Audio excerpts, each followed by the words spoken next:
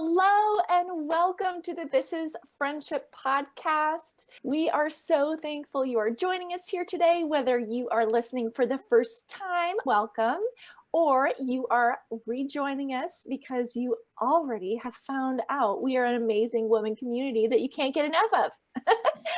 Thank you so much for being here with us today. So in our last episode, we talked about finding your people. And we mentioned a little bit about self-doubt and that little voice in the back of our head that might be a part of our fears. So we're going to tap into that today. Everyone has that little voice in the back of their heads answering all kinds of questions we ask ourselves before we can actually process our thoughts and decide how we want to proceed with something. Sometimes that voice is our cheerleader, giving us the comfort and love and support we need for the day or an event. And other times it can be the worst things we would ever say, never out loud to anyone else, and just leaving a shell of ourselves. We are our own worst critics, and let's talk about it together. I am your host, Joy, and these are my co-hosts, Andi and Karli. Hello and welcome, everyone. Hi. Hi there. And Andi, would you be willing to kick us off on starting our questions to get the conversation going? I would be happy to. Thank you, Joy. Awesome. Okay, so for our first question, Andi, where do you think your own little voice of self-doubt stems from and why? Sure. Oh, that little voice, right? That little voice.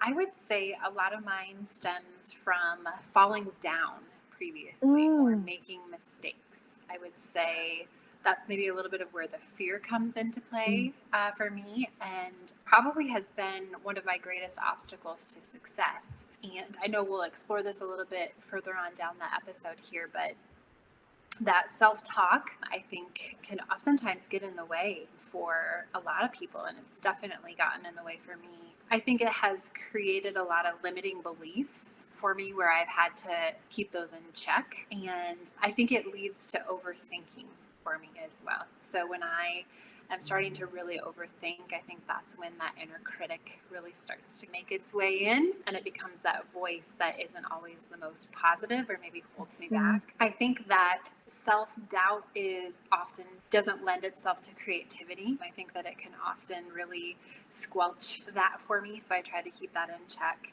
And I think at its very worst, I think self-doubt is really a question of worthiness. Do you feel worthy of maybe what's in front of you? And so I definitely think from falling down, from making mistakes, sometimes I can be my own worst critic, as you said in our opening, Joy. I would say that's how those manifest for me. Gosh, those little voices, they're just the best and worst of us at times. Thank you, Andi, for sharing. I definitely have a lot of the same connections as you and will relate to it. But I want to get to Karli. Karli, where do you think your own little voice of self-doubt comes from and why? I have in common with Andi, when I make mistakes, I can start to beat myself up about it. Or when I do something that I didn't think through and I just reacted too quickly, I start to beat myself up about that. So making mistakes, not thinking before I speak or take action causes some of that negative little self-doubt and inner voice to start acting up. Another thing is comparison, for sure, especially in today's day and age with social media, just scrolling through and you're like, oh, and you start to really question what Andi said, your sense of worth and your ability to do what you're trying to do, or you're questioning and second guessing your skill set or your right to be in the arena you're trying to work within. Or I look at how successful they are, look at what they have, I don't have those things. So I have really gotten pretty brutal about stop following people. If they don't make me feel good, They could be the most amazing accounts ever, the most amazing people ever. But if I am starting to feel, and if that inner voice is acting up for whatever reason, I don't care. I unfollow because I do not need that. Yeah. So I've gotten really brutal about that. And I think it evolves. Your self-doubt definitely evolves. It never goes away. And how loudly and what it spoke to me about 10 years ago is definitely not the same as today.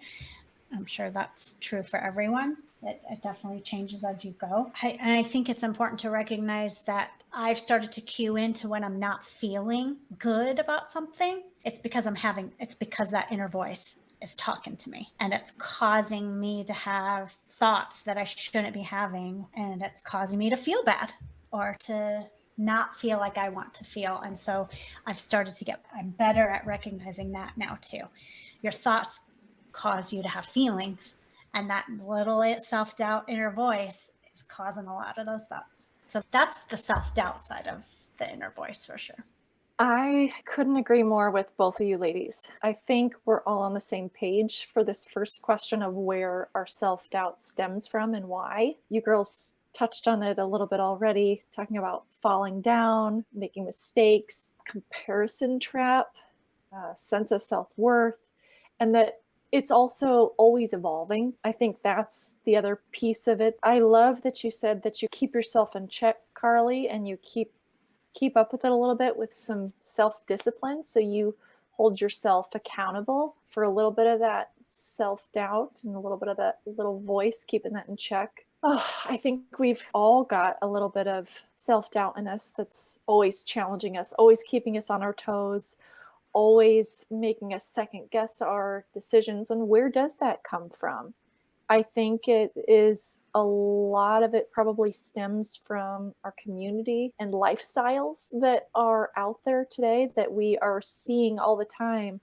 I know in mom world, I feel like everybody makes it look like they're juggling and keeping everything up in the air. And I think going back to that comparison game, you don't want to, and you know that it's just a dead road, but you want to know also not just for your own personal checklist and making sure that you're teaching and you're staying up on all of the toddler tasks or whatever, preschooler knowledgeable things, but you just want to make sure that you're on the same track to do the best that you can for your kids. So it's not necessarily something that you mean to fall into or this trap that you're meaning to fall into, but it's this self-doubt stems from all these other ripple effects.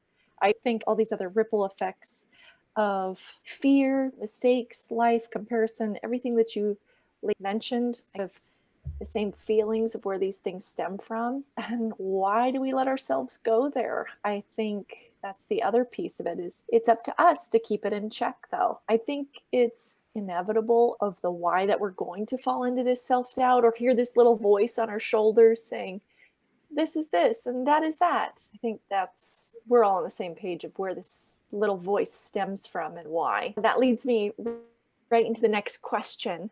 Andi, how do you engage your innermost positive cheerleader, and what are the things you do to turn around negative self-doubt? Sure, thank you. I wrote down, or I have, make choices out of hope, not fear. So that's just something that I think when I start to move into that self-doubt or those little voices are strong, I have to remind myself to make choices out of hope and not make those choices out of fear. So I love that. Thank you. I love that. Thank you. I might break it down and say, okay, is this a choice out of fear? Is this coming from fear versus hope? Is this something that I'm hoping to happen? Is this something that I'm hoping to do? Is this something that is a goal or a dream or that? So that helps me. I would say I'm not always amazing at it. I would say I probably fall into the self-doubt inner critic category more than the other side, or making those choices from hope. But I think that even with age, I think we all build confidence as well. So I would say 10 years ago, that inner critic was probably more fierce and maybe a little bit more of a bully. And now I think I'm able to keep it in check a little bit more readily. And that just comes with confidence and with experience and with age. I try to come back to trust as well. So trust meaning trusting myself to know that I have the intuition or I already have the knowledge, whether that's in my head or my heart. And so I think leaning on trust, I think, is beneficial for me in those moments. But that voice, it tells me things aren't going to work. It simply can't work. And I know that everyone has that inner voice that says those things. And how do you get past those limitations in your mind? And I think that's constantly evolving for me as well. So these might be things that are helpful for me now, but I'm sure, and that's something that I want to continue to grow in as well. That cheerleader sounds amazing. I will cheer for that cheerleader. Thank you. Thank you for sharing your thoughts, Andi. When Miss Karli, how do you encourage your most inner positive cheerleader, and what things do you do to turn around your negative self-doubt? I definitely coach myself. I let that cheerleader in me definitely talk to myself. You got this. You could do this. You just got to do one thing. Yeah. So I try to practice what I preach. Say it internally as well as externally to others. That's one way. I use affirmations to remind me if I feel like I'm struggling with something and that self-doubt is kicking in a little more frequently about a certain thing. I will find a quote, I will find an affirmation, and I will use it to flip it to be that positive enforcement. So that helps me remain positive and cheer myself on. I wrote down, Andi alluded to it. I think that as you age, you are more comfortable in your own skin, hopefully, and more confident. So that is a way that I can be okay with where I'm at and be okay with what's happening and say that to myself internally. I can say, hey, you're doing what you can. You're moving forward. You took 2 steps forward today, even though they were teeny tiny ones. You took action. So again, that kind of goes back to my first point of coaching myself, of saying things internally. We all say things on the negative side that we would never say out loud to anyone else. So I think it's important to be goofy in your head and no one's hearing you. Be cheesy and cheer yourself on when you need to, and flip. If you're recognizing that that self-doubt voice is being a bully, I love that you said that, Andi, then you can have the tools to flip it around to make that positive overcome the negative. I think that was all of my notes. Oh, we mentioned it when we, in the change episode 10, when we talked about creating change, we talked about gut feeling. Both Andi and I had gut feelings about when change was necessary. So for me, I like to think of that gut feeling as a positive. And that gut feeling is coming from your inner voice telling you something. So you just maybe didn't turn on the audio. It's been on mute and you need to turn it on so you can listen to it and figure out, hey, I have some positive stuff happening here. I need to tune in. I love that. I love that. I couldn't agree more that I have that mute button on way more than I should. I definitely do. And I think that we've referenced it, Andi, I think mentioned it, that it's from your life experience and just things you've gone through. It's one of the benefits of moving through life. Every single person has it within them to tune in, turn on that audio, and listen to the positive. When it gets to that negative stuff, figure out the tools and resources to flip it to positive. And if it's not happening, mute it until you can. I love that, Karli. Thank you. So good. These are so good, you girls. Okay, so I couldn't agree more with things that both of you girls have said. I'm going to tap into something that came to me recently through a Sesame Street episode I was watching with my toddler. Cookie Monster in there has a phrase that he's teaching our little ones to say, stop and think. Stop and think. And I'm like, yes, I need to hear this from Cookie Monster today. This message is right to me.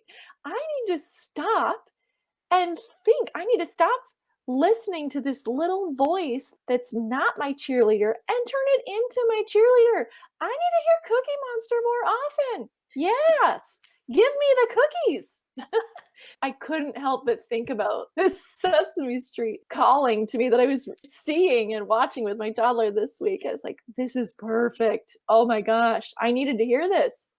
One of the things that I try and encourage my most inner cheerleader on is I like to use my notes in my phone. I don't know if you guys are big notes users. I'm sure maybe some of you listeners out there are big notes users. I think I have probably about 600 notes. I'm almost joking, maybe not. But in my Bible verses, cheat sheet notes that I have, I like to have different notes for worries or struggles coming about. If I have family challenges that I'm dealing with, if I have self-doubt that I am dealing with, I have different Bible verses that I like to use and just reread. I feel like my inner cheerleader comes alive when I'm reading that scripture. And not that I can't do it myself, but sometimes I need a little help.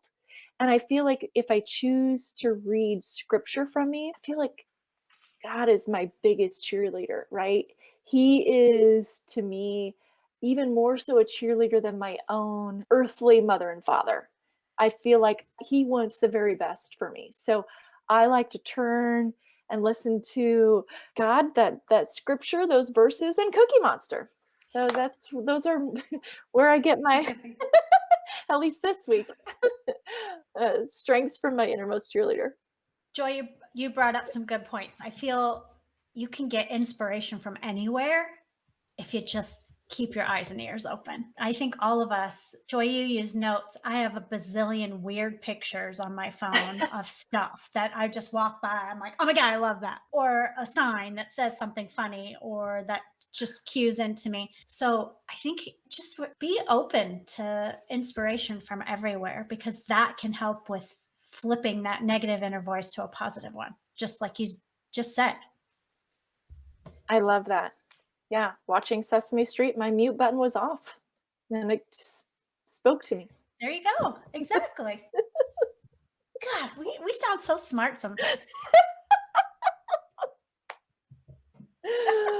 Oh my God, I love it. I love it. Okay, so moving into the next prompt. Andi, when you recognize self-doubt in others, either verbally or non-verbally, do you give advice to them? And if so, what are your tips for delivery of that advice?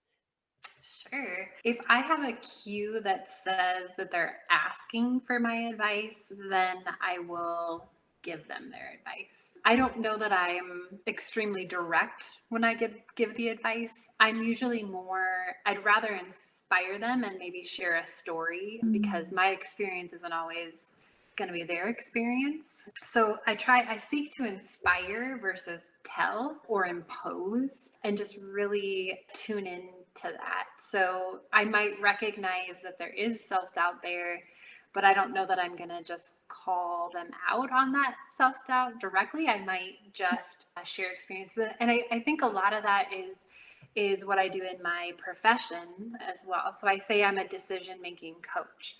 So I can't answer the questions for my clients, or I can't answer the feelings or encourage in the exact way that my friends do, because it's probably different than for me. So I would say I try to encourage versus just maybe telling. And some things that always stick with me too is, who doesn't love a good glow up? So whether that's as you're developing your social media, you look back a year to 2 years later and you're like, wow, I did not have it all together then. And look at how much I've grown since then. And same thing with your business as well. I think if we're always constantly wanting to grow, it's okay to have that self-doubt. And I think it's actually okay sometimes for people to see that as well, because it makes you human and it makes you real. and it makes you relatable as well. So sharing, I think those.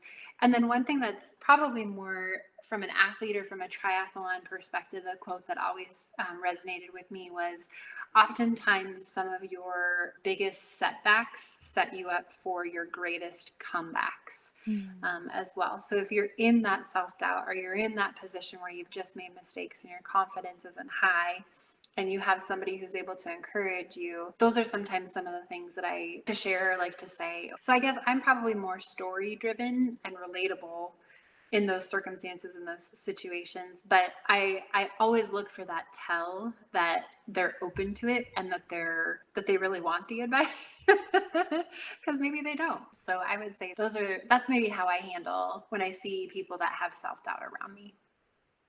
You definitely use Cookie Monster's advice.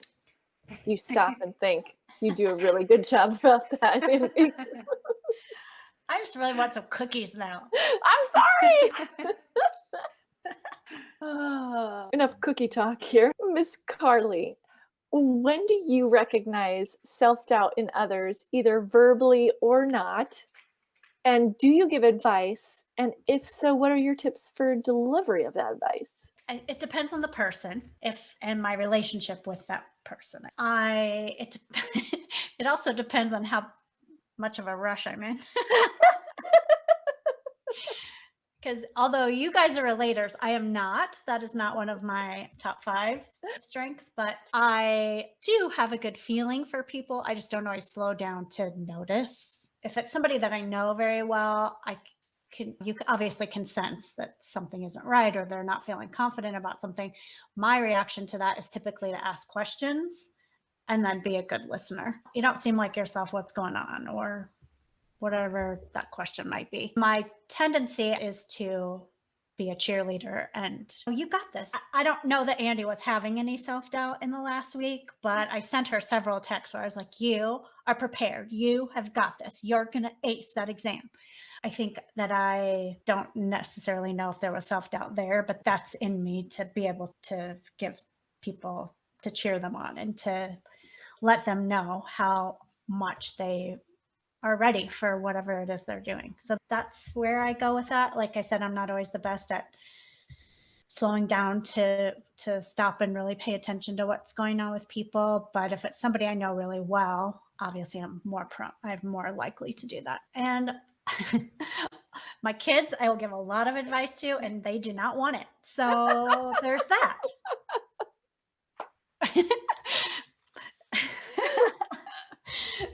Yeah, I think it's hard to turn off that mom advice button. Ooh. The kids will tell you that for sure. Whether they're self-doubting or not. But I'm always a good cheerleader for them too. But that's where I'm at. I don't have any good tips, I guess. I was just going to say to Karli that the messages that you did send to me were very timely and were very appropriate and were super, super helpful. And Joy, you sent messages too, so thank you. But I didn't want to interrupt you because I could tell you were continuing to evolve in terms of how you're answering. But I very much appreciated them, and they were very timely. So you do have good advice. Oh, yes. Thanks.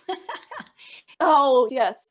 Which you do. Being a cheerleader for others, not only is that helping find friends and help develop those relationships, but it's also counteracting that little voice, that self-doubt, which is huge. I think we're our own worst critics for sure. And when you can be a cheerleader for somebody else and be their own cookie monster and make them stop and think about what they're telling themselves, I think that's huge. And then Andi, I'm gonna tag on to what you said too, and inspire and encourage. I think those are amazing tips. Karli, I also loved what you said about just stopping and being a good listener. Sometimes I get so excited that I'm talking to adults again that I don't always slow down, and I just like to talk. And know that I need to sometimes stop and be a good listener, whether I can pick up on someone else's self-doubt, either verbally or non-verbally. I feel like I play the situation. I feel if they're wanting advice, if they're probing for it and leaning into it, or maybe they're just flat out asking, what would you do in this situation? I feel comfortable being honest with them and direct with them and saying how I maybe would address the situation, but also circling back and letting them know, but again, I am not in your situation. I am not you. This is just how I would address the situation. And I think you should give yourself some thought about what is best for you. What is the best out you're looking for? Or what's your end goal in this?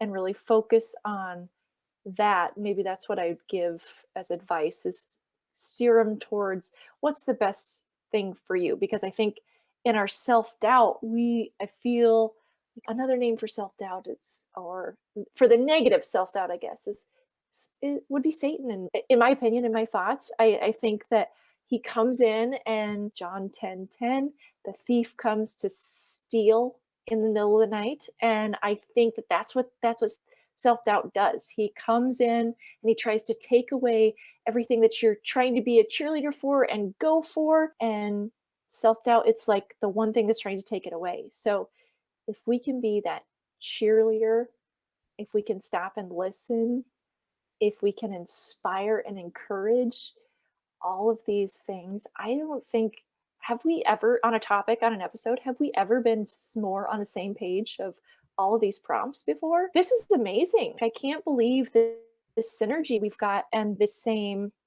outlook of positivity, and just the continual digging to try and persevere and keep things positive. This is amazing. I'm loving this. So those would be, I guess, my tips of delivery would be bringing it back to what is best for that individual and that person if they're asking for it, but also just piggybacking on everything you girls have said that I think is invaluable information for our listeners. And hopefully, I think as you guys are out there listening, you guys are reflecting a little bit to yourselves, asking yourselves a little bit about, where does your self-doubt come from? And how do you encourage that cheerleader? What is best for you? Everybody's got their own strategies, and even take any kind of life experience, nobody's going to have the exact same one. So I think having a multitude of strategies and approaches is only going to be better for you, and figuring out what works best for you is ultimately going to be the best thing to crush that self-doubt, kick it out, build up that cheerleader, make her rah for you. Joy, I love that you just brought that up, because we didn't talk about, when that self-doubt is acting up, we didn't talk about using our friendships to help us squash it when we need to. If we're not able to do it ourselves, I could pick up the phone. I could talk to either one of you. I'm struggling here. Can you help me with this? No, I think that being brave enough to ask for help when you can't do it yourself. It could be a friend, it could be a family member, it could be a therapist. But when that self-doubt is taken over, so if you can't do it yourself, it's important to recognize that and get the help to help you kibosh what it's saying. You're right. We didn't really talk about picking up the phone and reaching out to those friends specifically in a question, but I feel like in a roundabout way, because we know each other a lot, but we know that we help each other squash this self-doubt and be each other's cheerleaders. That I've heard it takes a village to raise, kids and raise a family. And I think that's the same for any single individual. It takes a village of support system. We didn't specifically have a friends prompt question about it, but I think they all relate back to how we can be supportive of each other. And that's what we're all about in this podcast. And why we started it is because we wanted to be a group that we could have a women's safety zone, that we could be vulnerable, that we could share strategies of real authenticity of life challenges and struggles, that we could build together and find strength within each other, within our community. So thank you, everyone, for being here today to discuss this really tough topic, and to get out of our shells of self-doubt and bloom those cheerleaders with that note, is there anything else you ladies would love to add or any last thoughts you have? I want to reference one thing Andi said. What kind of coach did you say you were, Andi? Oh, Decision making. decision-making coach. A decision making coach. So I'm a health and wellness coach. I get paid to do that. I love doing it. And that is one of those, exactly what Andi said. You can't give somebody the answers. You can help them tap into their own inner strengths, tap into their own inner expert to find the answers, and you guide them along the way. So on that last prompt, when we were talking about advice and such, there's a difference between guiding someone to find their own answers and then giving them the answer. So that was just my last thought. I love it. A great thought. Thank you for that addition. Okay, thank you girls so much for all of your great tips and advice. And I feel like cheering. I feel like my Like little cookies. yeah, and cookies. I feel like my self-doubt is way behind me. I feel like I've got two little cheerleaders named Andi and Karli on my right and left shoulder here. I'm hoping you listeners are out there feeling that you've got an Andi and Karli on your shoulder, just like on my shoulders. We want to thank you so much for coming and joining with us today. We are so blessed and lucky you are here with us. We hope you have had as much fun and are leaving inspired and filled with love as you go through the rest of your day or evening or brunch, wherever you're listening. Thank you so much, and we will see you next time. Bye, guys. Bye.